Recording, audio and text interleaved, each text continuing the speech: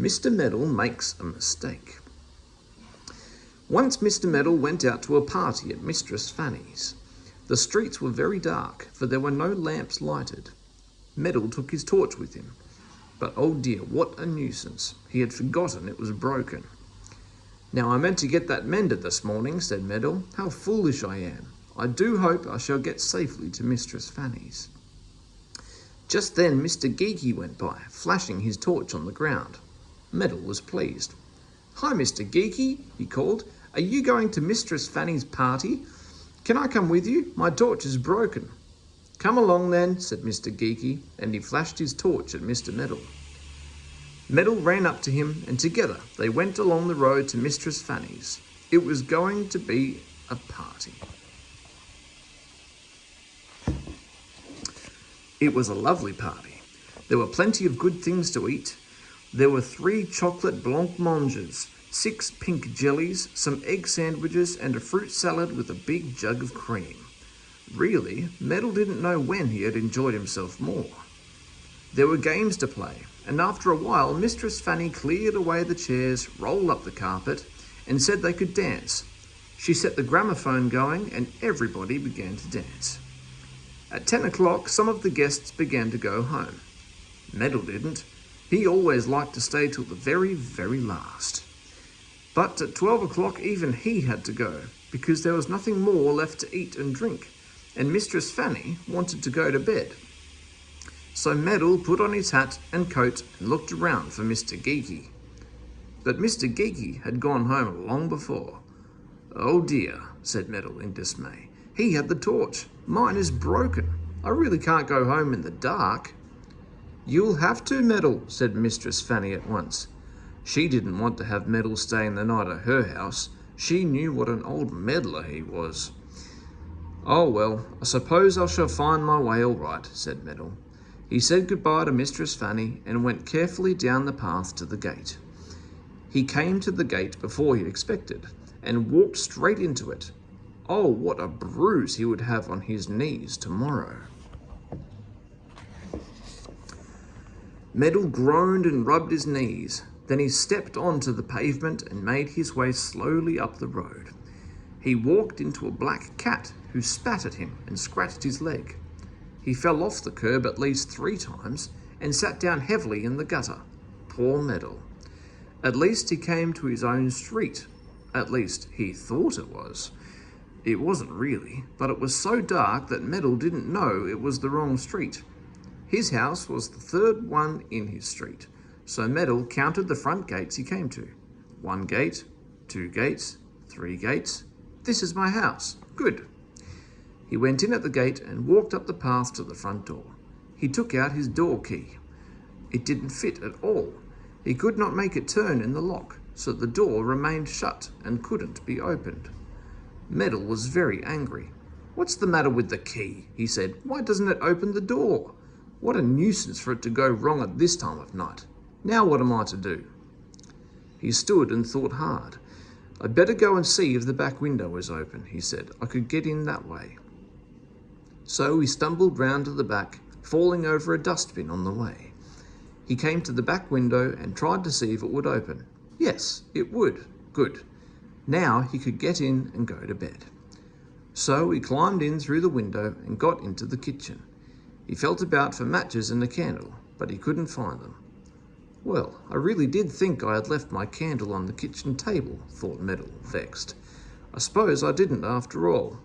Well, I must go up to bed without a light." He found the stairs and tumbled up them. He came to the top and tried to find the handle of his door. It didn't seem to be in the right place somehow. But at last he did find a door handle, turned it, and went into the bedroom. The first thing he did was to walk straight into the bed. "Now the bed shouldn't be just here, surely," said Meddle in astonishment. "It should be over in the corner.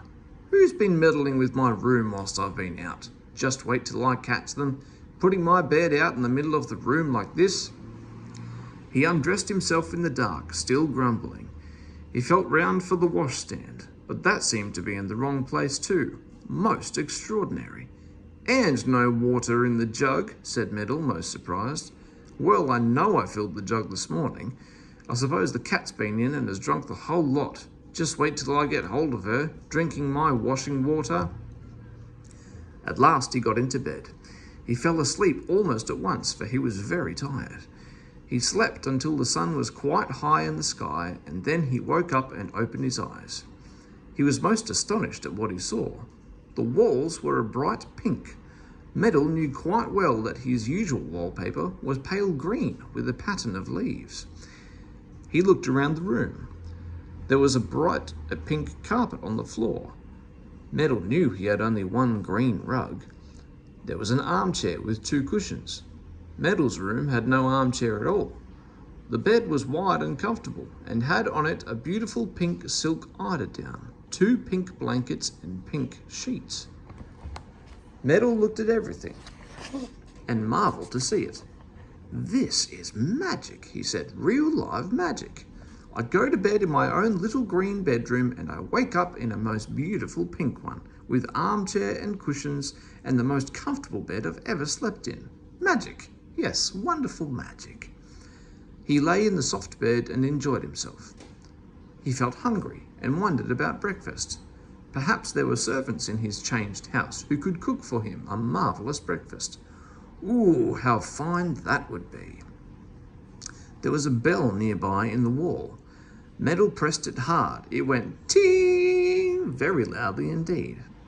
Nobody came, though Meddle could quite well hear somebody moving about downstairs. He pressed the bell hard again. Ting! Then he heard a voice exclaiming downstairs, "There's that bell again! There's nobody at the front door and nobody at the back. Whoever can be ringing the bell?" Ting! Meddle rang it again, feeling quite cross. There was the sound of footsteps coming upstairs. "I do believe it's my spare room bell," said a voice, and in came a big fat woman with a red overall tied round her and very fat cheeks. Meddle stared at her. "Bring me some breakfast, please," he said. "Well," said the woman in a most angry and astonished voice. "Well, and what may you be doing here, I should like to know, in my best spare room bed?" "I don't know what you were talking about," said Meddle crossly. "Bring me some breakfast. I'm hungry." "Well, hungry you'll have to be," said the fat woman, and she tipped Meddle out of his warm bed. "How dare you sleep here, you wicked fellow? Get out of my house at once." "Madam," said Meddle angrily, "how dare you treat me like this in my own house?" He climbed back into bed again. The fat woman at once tipped him out. She took hold of poor Meddle, who was dressed only in his best shirt, and walked him firmly to the top of the stairs. She gave him a push. Down rolled Meddle, bumping from step to step. The woman ran down after him. She opened the front door and pushed him out into the garden.